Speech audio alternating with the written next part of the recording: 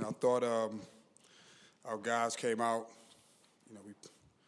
The first 14 minutes, we competed. I think we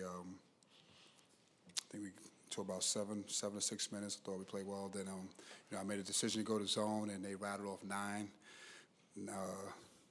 9-0. I thought Chris had an open shot during that run. If we make that, that'll keep the game closer. He got a great look on the out of bounds play. And I thought that was that created that distance, and we could never kind of get our footing back. And then, you come out the second half, have a couple of turnovers, a couple of misreads and things like that. But obviously, Duke's a very good defensive team. They make you work hard. This is, they're in the lanes. They can switch. They make everything tough. I think the only bright spot that came out of anything in our losses, and I thought Naheem gave us really good minutes, and we just got to continue to build on that with him. Any questions?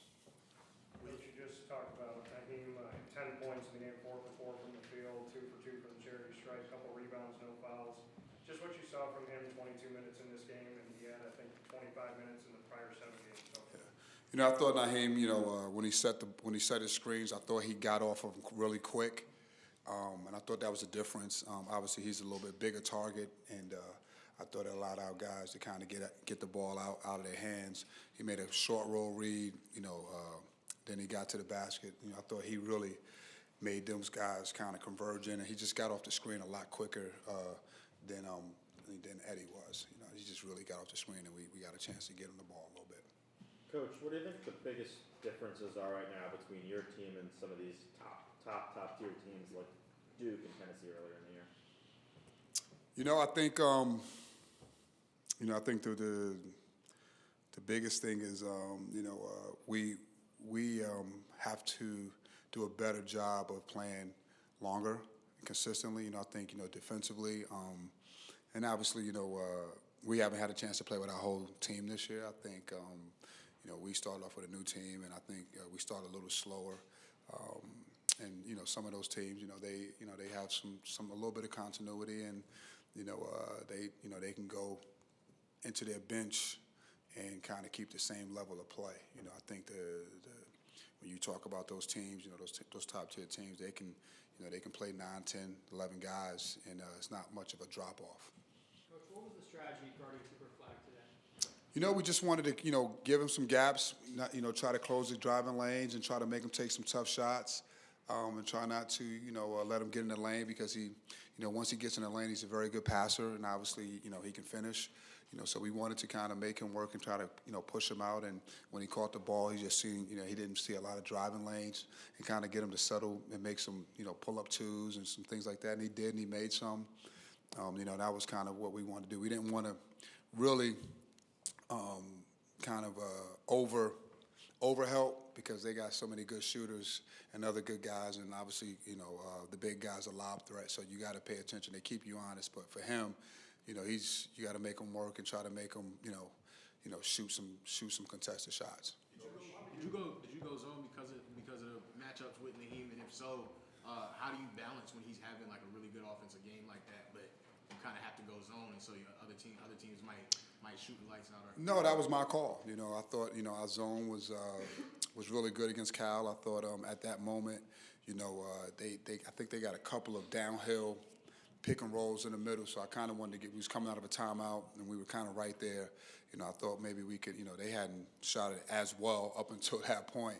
So I thought, with our defense and what we worked on, to try to get a stop here too, and try to get ourselves, kind of back. They had caught a rhythm a little bit. So sometimes those things work, sometimes they don't. That's on me. Was that the most complete team you saw? Was it their physicality on defense that allowed you not to get into your offense? I don't think it's their physicality. I think it's their length. When you talk about 6'7" across the board, long, athletic, they almost kind of zone up.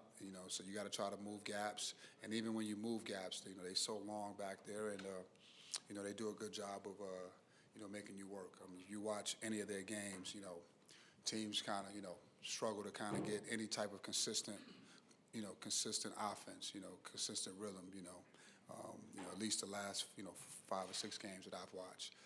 So again, their length is really, obviously they're physical, but it's really more their length. Coach, as a player and coach in your career, where does this Duke team stack up as one of the more complete teams you've competed against? I mean, again, I'm sure they got a lot of good teams. I don't really know, again, I'm not worried about Duke and, what their best team is. And this is a really good team I know for this year in college. I mean, they are, one of the top 2 teams in the country, maybe the best team in the country, because of their depth and because of their length. Again, they are pretty complete. They got guys that can shoot, they got guys that can pass, they got guys that can, finish. But the biggest thing is their defense. Through all this set is their defense is, it's probably been, like Tennessee was physical. These guys are just more disruptive. What do you think you didn't shoot more free throws? You had 1 free throw for most of the game and shooting poorly from the field. Yeah, it was we shot 4 free throws. They got to the line, more than we did. I thought we settled for some, and then when we get in, when we did get in there, we didn't finish. And again, some of that had to do with their defense. They do a good job of leveling you out and kind of chesting you up, and we got in there a couple of times. We didn't finish. Coach, when this matchup first started, when you guys joined the ACC, it felt like every time you guys played, it was top 10, top 15 matchup, and I guess Duke has recently dominated. What do you have to do as a program to sort of get back to that level and be competitive with Duke? We got to keep building this thing, and obviously, when you talk about when we got into this league, college was different. Everybody needs to understand that college is different. All right, college is different. It's not what it used to be. All right, so that's the reality, and everyone, for us, like we're not doing any different. Everybody's going through it. Not everybody, but most. You got to kind of reshape this and get this thing going, and we will. And we will. Do you think you guys have everything in place here? I do. Yep, we will. We will. You said on Monday that there'd be an update coming on Donnie soon. Anything as far as that? No, I think we'll know something probably in the next day or 2. I know everyone thinks I'll keep dodging it, but really it's a decision that he has to make, and we keep leaving it up to him. I think I hope, and I'm very hopeful that we should know something within the next day or 2. And as soon as we do know, and we make a decision, we'll let everyone know. In terms of that decision, would that entail a medical redshirt possibly? Do you expect to have him back next year? What would that decision look like? Right now, we're just worrying about if he's going to be able to play or not, finish out the season. Trying to make that decision. Time for one more. Coach, you mentioned how college has changed so much recently. North Carolina just announced that they're hiring a general manager for men's basketball. How much do you think Alex can kind of help with this change as he's into his first full year here? I think if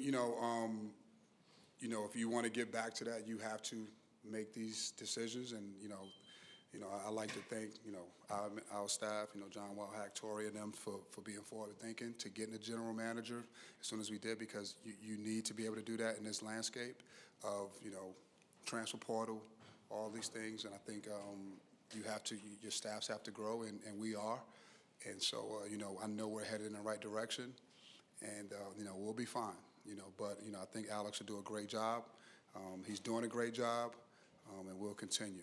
We're building this thing, and we're building it to be strong and to get back to what we all know this thing used to be and what we want it to be. And we'll continue to make strides and do that, with me and the administration and everyone on the same page moving forward. Thank you.